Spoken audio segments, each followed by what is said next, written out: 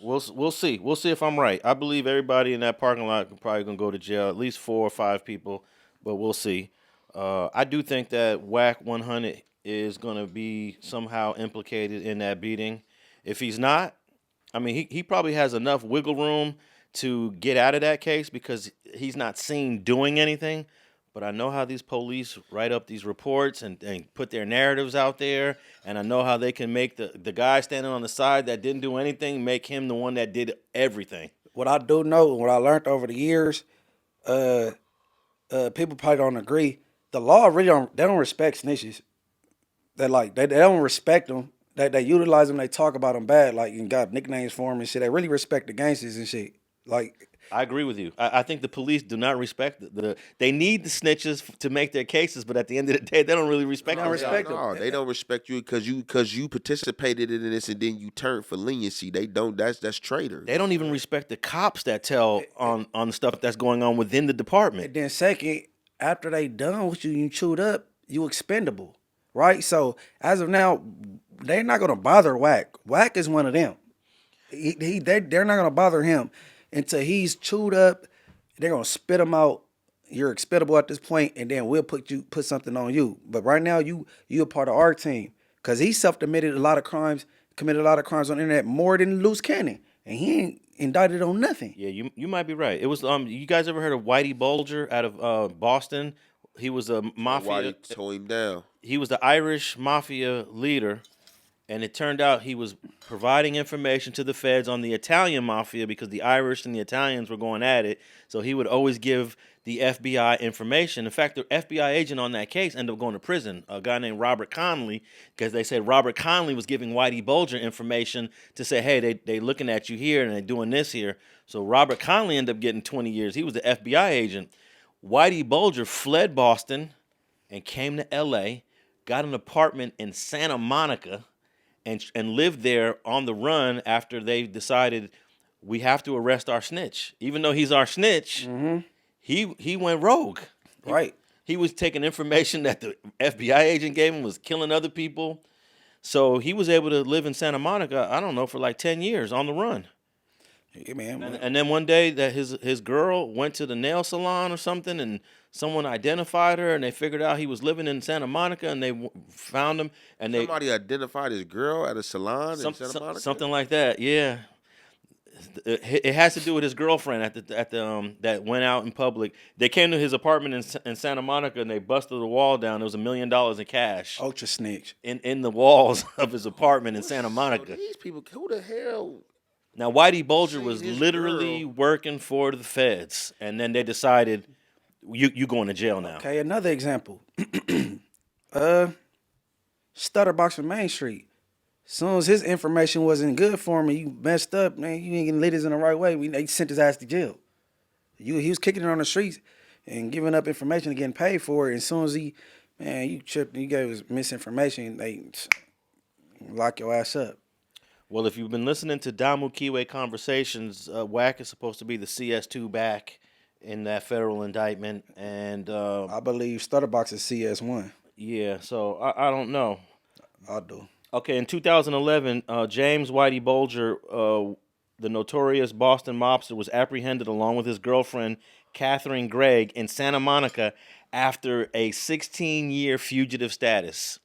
That's a good run. Yeah, that is an incredible run. 16 years, and you wanted not by the local cops, you wanted by the feds. The FBI agents found Bulger and Gregg hiding out in a Santa Monica apartment complex. They were extradited to Boston and taken to court under heavy guard.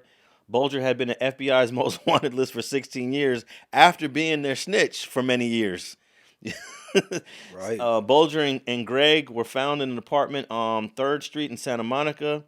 Gregg, a dental hygienist, was described as having multiple plastic surgeries, frequenting beauty salons, and loving dogs.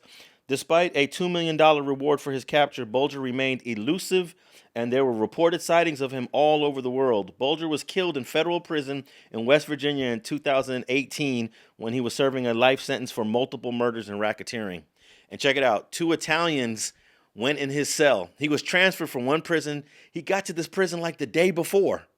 The day before he got to this prison, and two Italians. You see the camera. One goes in, and then he comes out, and they stabbed him for being a snitch.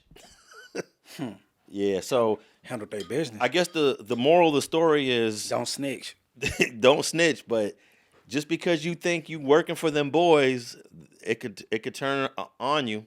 And then boys will take you into custody when they feel like you went rogue. Expendable. Because that's and a lot of things that people get misconstrued is that they think they can work one time and work their little deal off and get their ass out the way. You know what I'm saying? And be done with it. But like, no, you hop in bed with them people, they gonna use you until you're no more expendable. You're compromised. You're compromised for sure. Oh, ain't good. You're compromised. Sammy the Bull did the same thing. He took advantage of his cooperation against John Gotti. They moved him to Arizona, and he decided, I'm going to start selling ecstasy pills. Right. I'm untouchable. I just helped the feds arrest the biggest mobster in American history, and he started selling pills from Phoenix to L.A., and eventually they gave him like a 17, 20-year sentence. But see, that's how you know you can't trust the judicial system, because he had all them bodies, all the He murderers. out though. He out now. Yeah, he did his 20 years. He had all the murders. He did a dub, though. He did a dub off that. He was sentenced to, I think he did 17. Something like that. Yeah. 'Cause Yeah. that happened like 08. Then because I know like a few years ago he was like trying to have some little series. I think his daughter Karen Galvin, she had a little show, on the little Mob Wives, and I ended up seeing him. They had his ass in like in one of the little biopics in the backyard at the pool. I seen him on YouTube telling the stories, and gave his reason why he rolled over on Gotti. Most of those ecstasy pills in L.A. were coming from him. Yeah. And then what was crazy about it, he changed his name to something Moran. So he would be in the streets of Phoenix doing his thing, and he would tell other dudes in the streets, you know who I am, right? I'm not Moran. I'm Sammy the Bull. So he wasn't even using his fake name. He went to his real name to intimidate people on the streets. Like, the dude was crazy. It's a lot of Sammy the Bulls in the streets, man. Niggas straight killers, but snitches. But they'll do it to you. Okay, in 2001, Sammy the Bull Gravano pleads guilty on charges that he masterminded an ecstasy ring that sold drugs from from Arizona to New York. He pled guilty to 10 counts, including conspiracy to sell dangerous drugs, participate in criminal syndicate, and money laundering. He faces 23 years in prison when sentenced on next month. So I don't know exactly what he ended up doing, but he did a good chunk.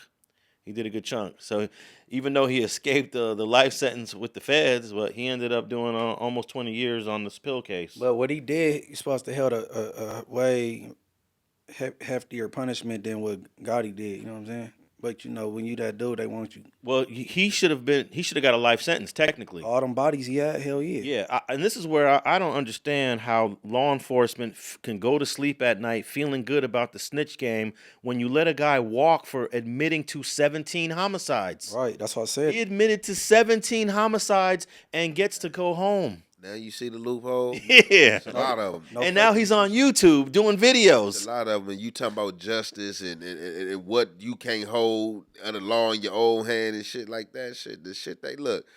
Man, I learned so much stuff on that federal level in that courtroom, man. And seeing how the feds can play and how much power they had, man. This shit was crazy, man. Like, and I'm just talking about you can't do nothing about it. Like, federal judge, he can sit there and like basically disrespect the law. You know what I'm saying?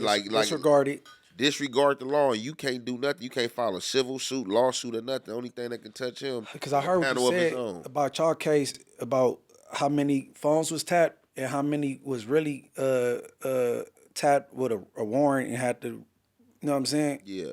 And the judge didn't care. Like, oh, well, let's keep it pushing. And that was just one of the things, but it was just like, you know, it's a lot of unethical, you know what I'm saying, approaches and that was disregarded. And our lawyers was quoting the law like, man, the law was disrespected by this. I'm saying this amendment right. The judge didn't care. He was like, man, look, this is my courtroom. Like, y'all can tell who y'all want to tell. Y'all can tell the ACLU. Y'all can call the attorney general, whoever. I don't care. This is my courtroom. Once I seen that and he said that, and you know this lady's in court typing this shit on public record. Oh yeah, this is God. This nigga came down from heaven. This God on the stand. Y'all seen during Thug shit when the judge was on that lawyer like, who told you? Who told you? Like, he was tripping on him, but whatever conversation was had in the chamber that he wasn't supposed to be privy to, that shit was funny. They swapped that judge out though. Oh, you talking about when they had the black judge on the Young Thug case? He was tweaking. Yeah. He was tripping. He like, who told you? He was like, I don't care. You could do whatever you want. Take it up in the appeal court. I'm like, oh. Look, Man. I understand law enforcement needs to use snitches to solve their cases, but there's no way on God's green earth that a snitch that admits to 17 murders that destroyed multiple families should be able to walk from 17 murders. But they want who they That want. shit is mind-boggling to me. They- Because you want John Gotti that bad. Yeah, you know why? Because John Gotti was, Flamboyant. and he was making a circus out of him. Teflon Don, you know what I'm saying? Kept beating him. Yeah. They don't care. That's one thing about it. The feds, they don't. One thing I just said this yesterday. To where I don't know where we got it in our mind that we think that the law got to play with an integrity when it comes to us. Man, they not playing with no integrity. They look at you as the scum of the earth. They not playing with no integrity. They not coming with no ethical, you know what I'm saying, proper approach. Man, they gonna get down and dirty, and they don't care who got to go down. You know what I'm saying? And you got to be a different kind of human being to be a prosecutor and bend the rules to allow people like Sammy the Bull Gravano to go home. Hey, Jeffrey Dahmer killed less people than Sammy the Bull. And we hate Jeffrey Dahmer, but we love Sammy the Bull's on YouTube. How is Sammy the Bull on YouTube, y'all? I just don't, this is Sammy insane. Easy. Sammy the bullshit snitch.